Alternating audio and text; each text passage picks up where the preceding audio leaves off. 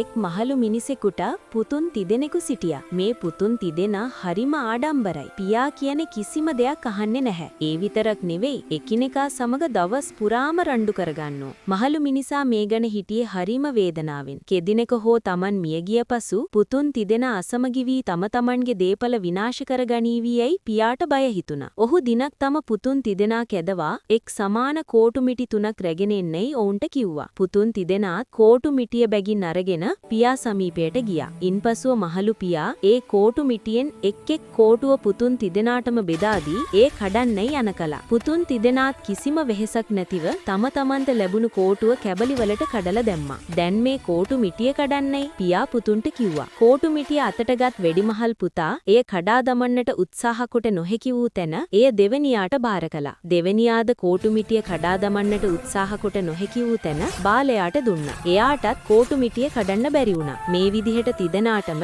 කෝටු මිටිය කඩන්නට නොහැකි වුණා. පුතුන් තිදෙනා පියා දෙස කල්පනාවෙන් බලන් හිටියා. තනි කෝටුවක් කඩා දමන්න ඔය තුන්දෙනාටම පුළුවන් වුණා. ඒත් කෝටු මිටියක් කඩා දමන්න බැරි වුණා. ඒක තමයි සමගිය සවිය කියන්නේ. පුතාලා තුන්දෙනාම වෙන්වෙන්ම හිටියොත් ඕනෑම කෙනෙකුට ඔය තුන්දෙනාව විනාශ කරන්න පුළුවන්. ඒත් තුන්දෙනා ඔය කෝටු මිටිය වාගේම එකමුතුව හිටියොත් ඔය තුන්දෙනා විනාශ කරන්න කාටවත් බෑ. ඒ හින්දා කවදාවත් තුන්දෙනා එක එක්කෙනා සමග අමනාප වෙන්න එපා. පුතුන් තිදෙනා පියාගේ කීම අහලා ඊට පස්සේ කවදාවත් රණ්ඩු වුණේ නැහැ. බොහොම සමගියෙන් ජීවත් වුණා.